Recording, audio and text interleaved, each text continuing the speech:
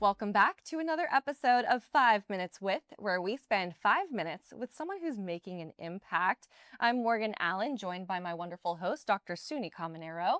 Dr. Suny, thanks for being here. Thank you for having me. Wonderful to be here Yes. in interviewing Miss Andrea Sparr. Yes, Andrea Sparr with Equity Under the Sun. Thanks for being here. So tell us a little bit about Equity Under the Sun. Well, thank you for having me. I'm Andrea Sparr, and I'm founder of Equity Under the Sun, and it is a healthcare initiative that we're getting out and advocating through community outreach events, education to help people understand more about their skin, especially those of darker skin tones, because as we're trained in life, everybody thinks somebody that is a lighter skin color can always get skin cancer, and the darker skin tones think that the sun does not touch them, but it truly does. It really does. So, what are some of the ways that you educate people? I know there's a podcast, there's a book, so let's dive in. So I have a podcast called Rejuvenesce. It's me and a plastic surgeon where we talk about skin and surgery unfiltered. We kind of promote skin health awareness as well with that, with other dermatological topics. I actually wrote a book called Biopsies, Botox, and Bias, The Truth Across All Skin Tones. This is specifically for patients to read and understand about their skin, what specifically they're looking for, and how to advocate for themselves at their doctor's offices to push biopsies to potentially save their lives in the long run. I love the idea of teaching the patient directly because they are the ones that are going to find, typically, they're the ones that find their abnormality of the skin and then go in and seek care for it. So, teaching the patient, not just on their screening portion of coming in and having a screening test every year, but also just teaching them what it's supposed to look like and when it's abnormal so that they can seek help. Yeah, I definitely feel like and I always tell my patients, you are your own best advocate. If you don't feel right, if you're not comfortable, you keep pushing until you get a true diagnosis. Ultimately, I think that will help the delayed diagnosis that we are starting to see with people with melanoma and save lives in the end.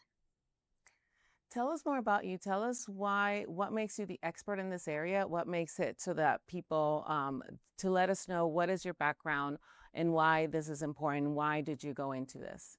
So I've been a dermatology PA for 3 years, but I have worked across the dermatology, healthcare, as well as aesthetic healthcare for 16 years total. So I have seen a lot of skin cancers in that time. I decided to go into this because coming from a family that was born, and raised with tanning beds and laying out with the baby oil and iodine back in the day and not really promoting sunscreen, we're seeing a lot more skin cancers, especially in my own family. And I think people truly don't understand how much their skin takes that toll. And it's that protective barrier that we're just beating down with sun.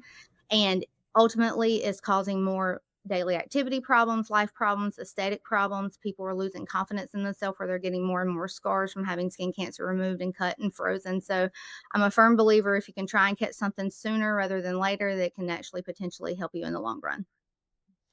And talk to us more about the darker skin tones, because I think that is a missed opportunity for sure. A lot of times we are under the impression that darker skin tones, because of the melanin, that we're more protected.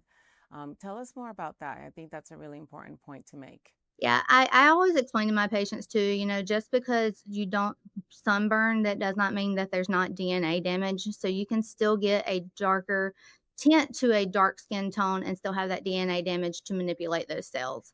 So a lot of people come in that are just saying, hey, I've had this mole. I just noticed it on my foot, but it's been there probably maybe a couple of months when it's actually, in fact, been there years because people avoid looking at their skin when they don't think that it can happen to them.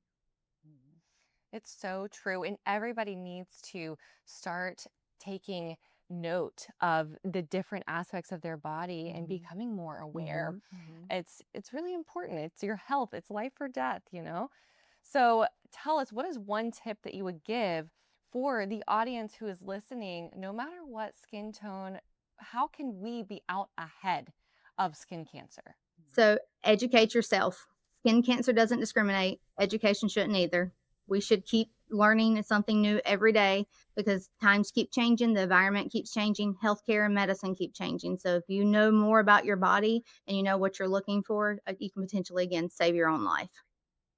And lastly, just what are the tips that people can do besides educating themselves to prevent, like on a day-to-day basis? So you want to wear at least a 30 SPF. I love mineral and zinc sunscreens. They actually help absorb some of the rays and reflect them as well. And even if you're not reapplying, I tell everybody it's like flossing, some's better than none. You can potentially, again, save your life, save the trouble of having to get cut on, frozen, and repeated treatments.